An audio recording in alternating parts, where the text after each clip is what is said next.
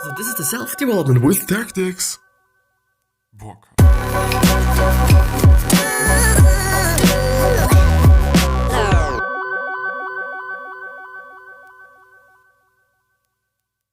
So, today we're gonna go ahead with the book. The book which is about betting, but it's not about sports betting, it's not about betting on some shit. It is about decision making. And it is also about just other things that are kind of correlated to decision making or have something to do with decision making. So it's a pretty cool book. Can be eye-opening, I guess. Has it been eye-opening, ? Yeah, I think a bit, definitely. So this is the second episode, and I'm looking forward to going through it after the intro, as always, as every single day. And now I'm gonna have this little cloth on top of my microphone that there's not gonna be a lot of P's and S's and all those things. But yeah, with that being said, hello, welcome back to the next episode of the Self-Development with Tactics podcast. And I'm indeed pretty happy to go through this one because I believe that it is a really cool book, just plainly as it is. I think it is just a pretty cool book. We're gonna go ahead. You can express how confident you are by thinking about the number of plausible alternatives and declaring that range. The less you know about a topic or the more luck evolved, the wider your range. Yes, indeed. Because if you know a topic pretty good, then you can also say like, okay, this is the right one, this is the wrong one, this is one that is kind of plausible, that makes sense. But if you just don't know anything about it, then there's going to be a huge amount of possibilities. A really huge amount of possibilities, because you don't know how to say like this is just right and this is wrong and whatnot. So the more you know, the less plausible ways of thinking there are, if you will. It doesn't truly make sense, but you know what I mean, because you're smart. Acknowledging uncertainty is the first step in measuring and narrowing it. It creates open-mindedness and more objective stance, whatever it is. When confronted with new evidence, it is a very different narrative to say, I was 58%, It is very different to say, I was 58%, but now I am 46% right. That doesn't feel nearly as bad as, I thought I was right, but now I'm wrong. Because, no, now you're just only 46% right. It really indeed feels different. It is from failure or from 0 to 100, which is like, okay, I'm right or I'm wrong, to, okay, it's something in between, and it is a little bit like this and it's a little bit like that. It feels good, I guess. And it's probably also going to feel good for the majority of the people. Declaring your uncertainty and your beliefs to others makes you more a credible communicator. Declaring your uncertainty. By saying I'm 80% and thereby communicating you aren't sure, you open the door for others to tell you what they know, which is always a good thing, I guess. They realize that they can contribute without having to confront you by saying or implying you are wrong. Indeed, expressing uncertainty signals to your listeners that this needs further vetting. And indeed, I think it is a cool thing. Because of course, if I say, okay, this is what it is and this is what it is not, and somebody is like, well, I don't think so, then this person says that I'm wrong. But if I say like, okay, I'm indeed just 95% sure that this is the case, and somebody is like, well, I'm not quite sure, then I myself also know, okay, it is just only 95%, so the 5% can still be there. This person can just fuck my 95%, quite, So yeah, I think it is a good one. I think it makes sense. It makes sense, yes. Experience can be an effective teacher, but only some students listen to their teacher, which I think is a really cool one and a really good one, because it is indeed the case, as I have also seen it with me and a lot of other students and stuff. So yes, I would say so. Experience is not what happens to a man, it is what a man does with what happens to him. What?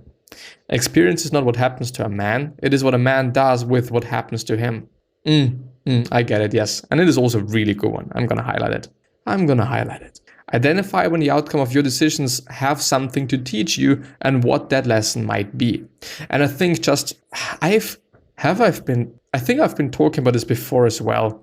I really believe that it is always a good idea, always, to think about the things that you're experiencing and think of the lessons that can teach you.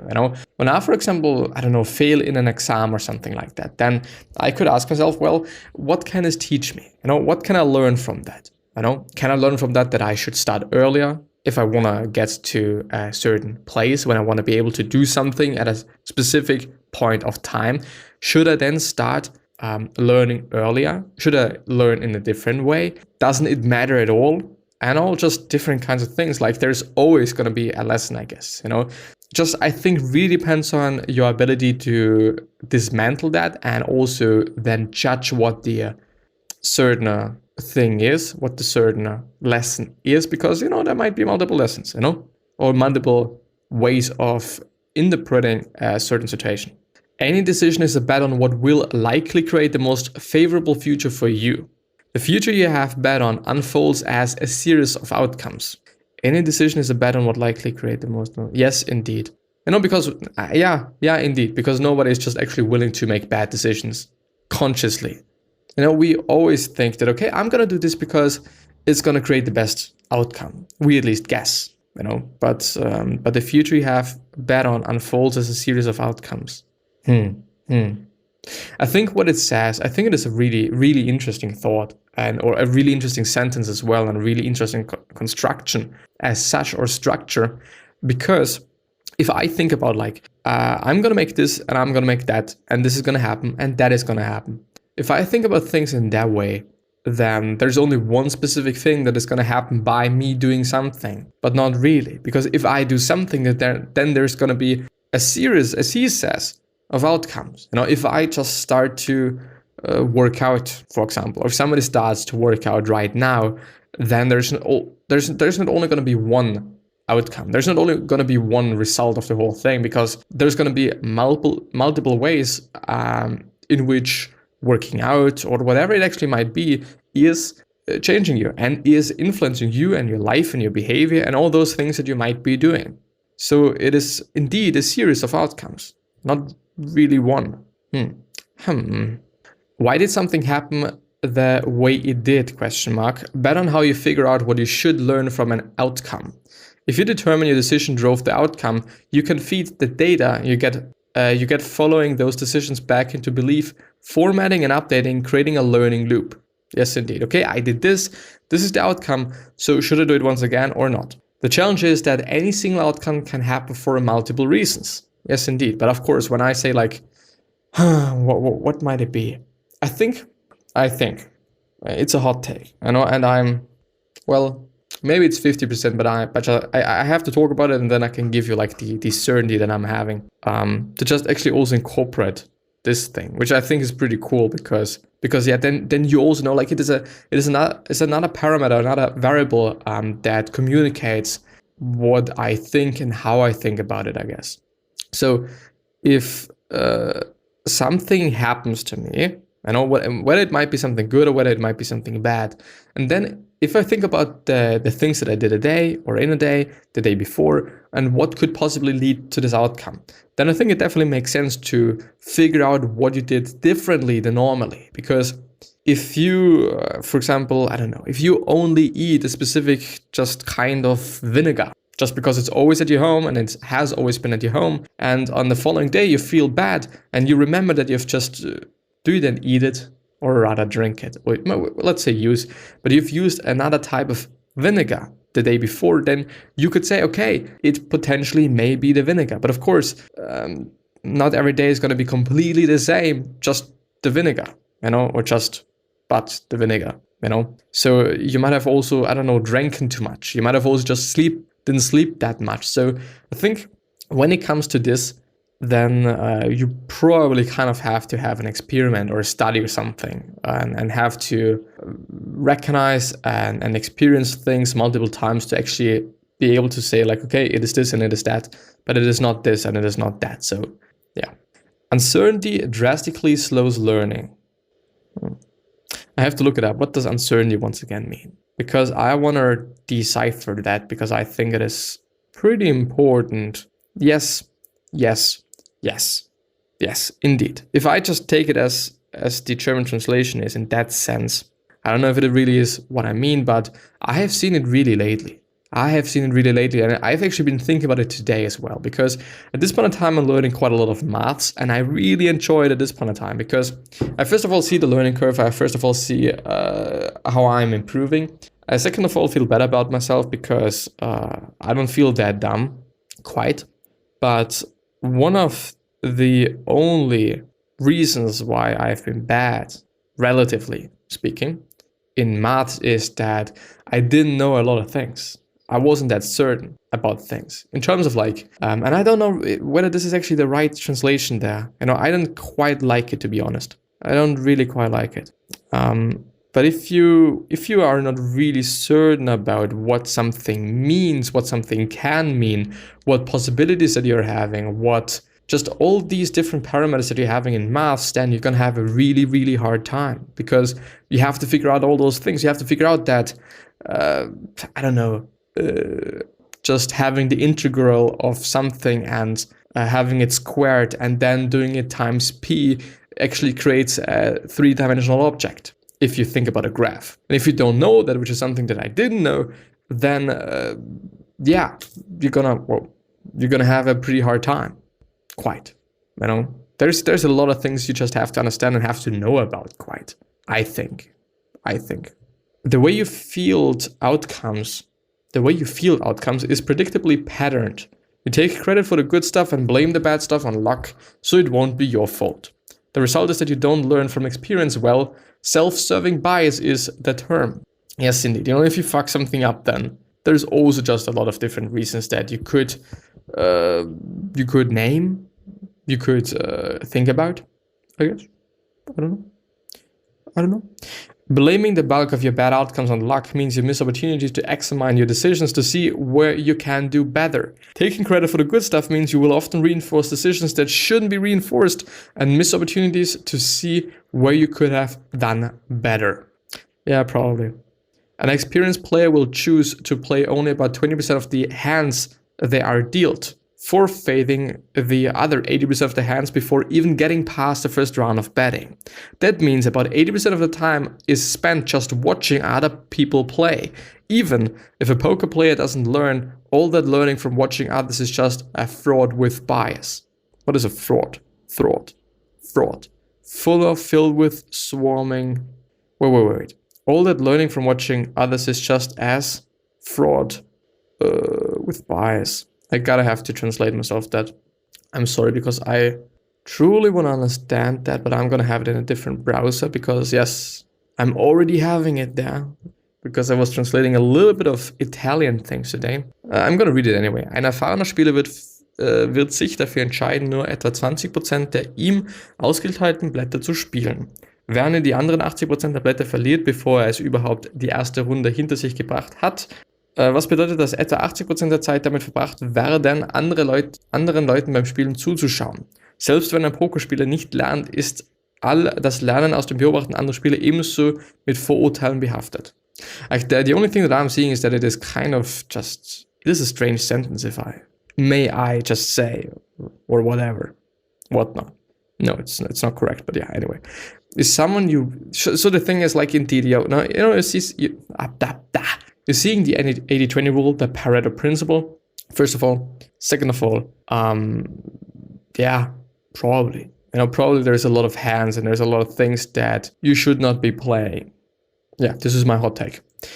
If someone you view as a peer is winning, you feel like you're losing by comparison. You benchmark yourself to them. Yes, and this is a fucked up thing, and you shouldn't be doing this. You should really not be doing because you're you, and you should be extremely happy for this person, especially when it is your peer, especially when it is your buddy, especially when it is a friend of yours, then you should really be happy for this person that this person won. To change a habit, you must keep the old cue and deliver the old reward, but insert a new routine. To change a habit, you must keep the old cue and deliver the old reward, but insert a new routine. Makes sense.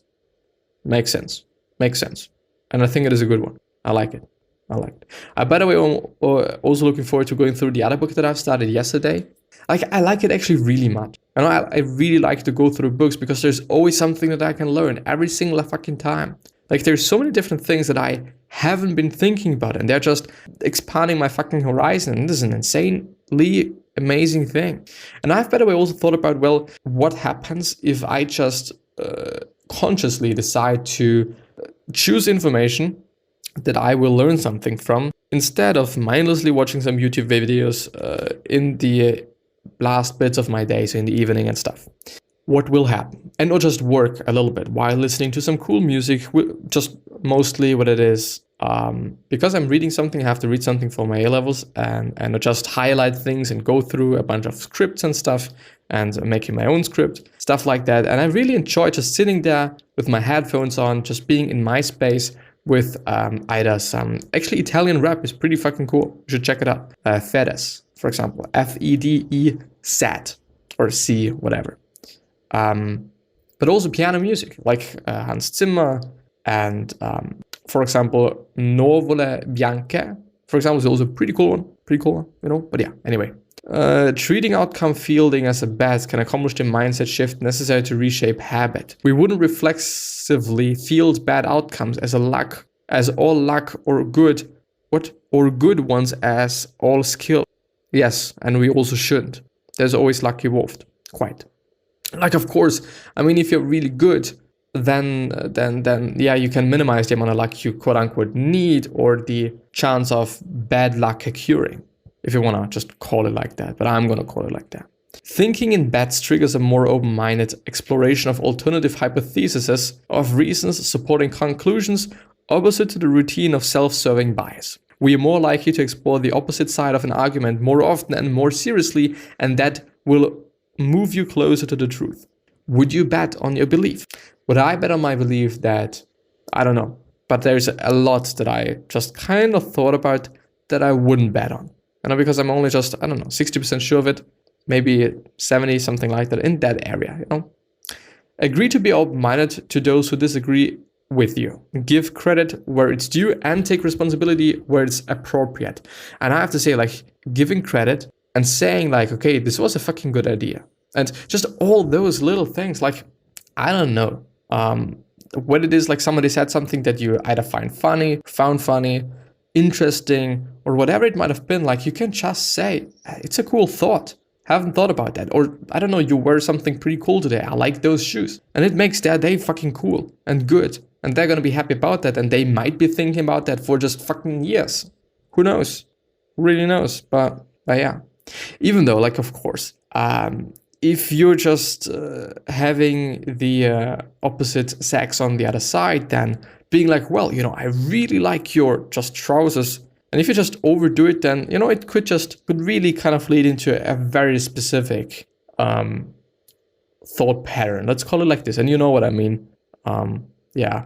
So we also have to be a little bit conscious about that, even though it is a fucked up thing. Like if I just want to tell a girl of my class, just like, I don't know, like I really like this jacket or something, then I just really like the jacket. And I know I don't know.